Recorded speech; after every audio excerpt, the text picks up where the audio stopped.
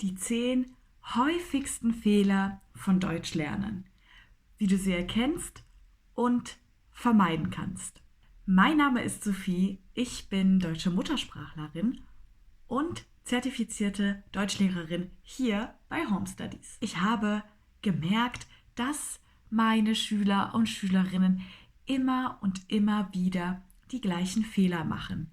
Und vielleicht machst auch genau du diese Fehler. Und deshalb werde ich heute gemeinsam mit dir über diese Fehler sprechen und dir zeigen, wie du dich verbessern kannst. Lass uns starten. Fehler Nummer 1. Die verschiedenen Artikel auf Deutsch. Auf Deutsch haben wir 3 Artikel, die ein Nomen definieren können. Das bedeutet, ein Nomen kann maskulin, feminin oder neutral sein. Grundsätzlich ist es nicht so dramatisch, wenn du die Artikel verwechselst. Wenn du also nicht den richtigen Artikel benutzt und so etwas sagst wie der Brot oder die Haus. Natürlich verstehen wir dich. Allerdings kann es auch zu Missverständnissen kommen. Und damit du diese Missverständnisse vermeiden kannst, solltest du den korrekten Artikel zu jedem Wort lernen. Denn auf Deutsch haben wir Nomen, die gleich geschrieben sind, die gleich klingen, aber 2 verschiedene Artikel haben können und somit nicht mehr die gleiche Bedeutung haben, wie zum Beispiel das Wort der See und die See. Außerdem sind die korrekten Artikel besonders wichtig für deine Telg- oder Goethe-Prüfung, denn die Artikel haben einen direkten Einfluss auf den Fall. Der Fall?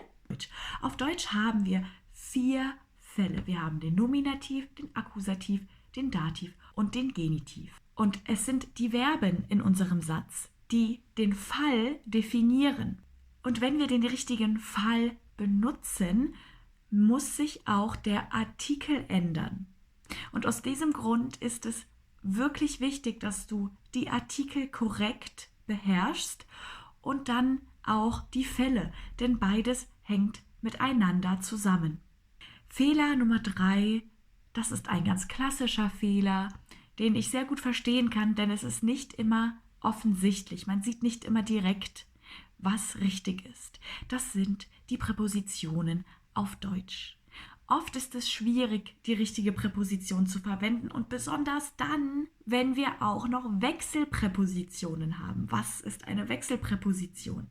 Zu den Wechselpräpositionen gehört zum Beispiel die Präposition in. Und ich kann sagen, ich gehe in die Schule. Und ich kann auch sagen, ich bin in der Schule. Wir sehen also zweimal die gleiche Präposition, in, aber der Artikel hat sich verändert. Und jetzt kommen wir zu Punkt Nummer 4, die Verben mit festen Präpositionen. Du siehst, dass Präpositionen ein wirklich wichtiges Thema ist. Es gibt auf Deutsch ganz präzise bestimmte Verben, die immer die gleiche Präposition haben oder die gleichen Präpositionen. Zum Beispiel kann ich sagen, ich spreche mit meinem Bruder, ich spreche mit meinem Bruder oder ich spreche über meinen Bruder.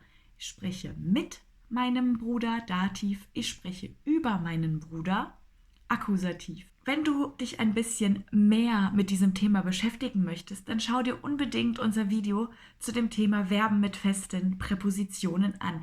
Hier erkläre ich dir mit vielen verschiedenen Beispielen, welche Präpositionen zu welchem Verb gehören und welcher Fall, ja, also Dativ oder Akkusativ, folgt. Wir machen weiter mit Punkt Nummer 5. Und Punkt Nummer 5 ist ein wirklich leidiges, ein sehr schwieriges und kompliziertes Thema. Und genau deshalb machen so viele Lernende Fehler. Und es ist die Adjektivdeklination. Ich zeige dir 2 Beispiele. Beispiel 1 ist, der neue Lehrer ist sehr nett. Wir haben 2 Adjektive. Wir haben das Adjektiv neu und wir haben das Adjektiv nett.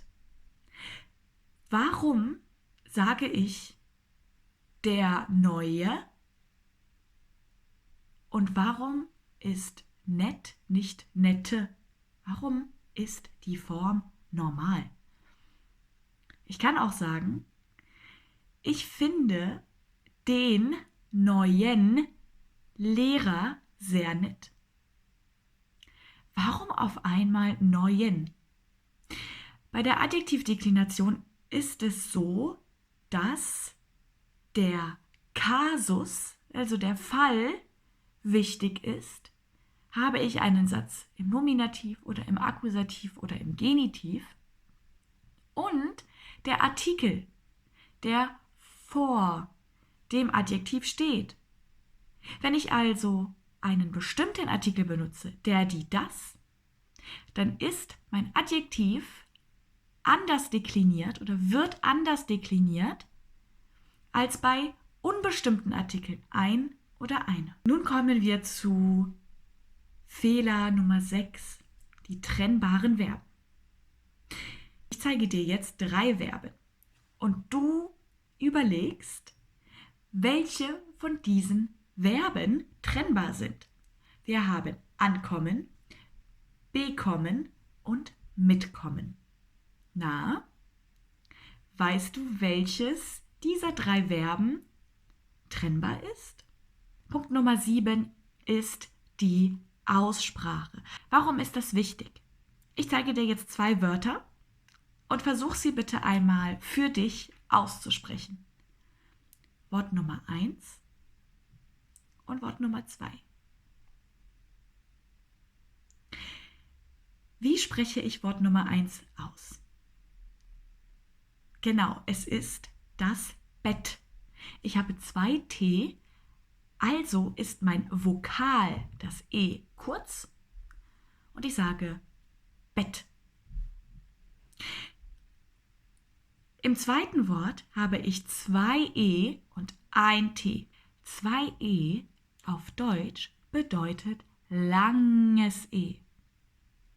Ja, langes E.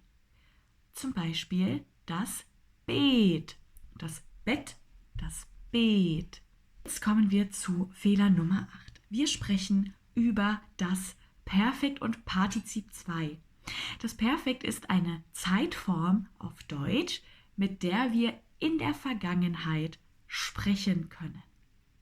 Und wie du bestimmt schon weißt, brauchen wir die Hilfsverben haben oder sein plus ein Partizip 2, damit wir einen Satz im Perfekt machen können. Das klingt ganz schön einfach, oder? Aber weißt du auch, warum in diesem Beispiel das Partizip 2, also das Verb am Ende mit GE, warum haben wir hier EN als Endung? Also ich bin in den Urlaub gefahren, EN. Und warum habe ich in diesem Satz, ich habe das Abendessen gekocht? Warum habe ich bei meinem Partizip 2 T am Ende? Und auch hier gibt es eine kleine Regel, die du beachten kannst. Kommen wir aber jetzt zu Fehler 9. Fehler 9 sind die reflexiven Verben auf Deutsch. Reflexive Verben auf Deutsch sind nicht automatisch reflexiv in deiner Muttersprache. Ja. Es kann auch sein, dass reflexive Verben in deiner Sprache nicht reflexiv auf Deutsch sind. Ich zeige dir jetzt 3 Beispiele. Ein Beispiel auf Englisch, ein Beispiel auf Französisch und ein Beispiel auf Spanisch. Starten wir also mit Beispiel 1. Ich fühle mich gut. Der Infinitiv ist also sich fühlen. Ja? Und dieses Verb ist immer reflexiv auf Deutsch. Auf Englisch sagen wir I feel good. Es ist nicht reflexiv. Weiter geht es mit dem Verb sich bewegen. Ich bewege mich. Auch dieses Verb ist reflexiv auf Deutsch. Wenn wir den Satz auf Französisch übersetzen, je bouge, sehen wir, es ist nicht reflexiv.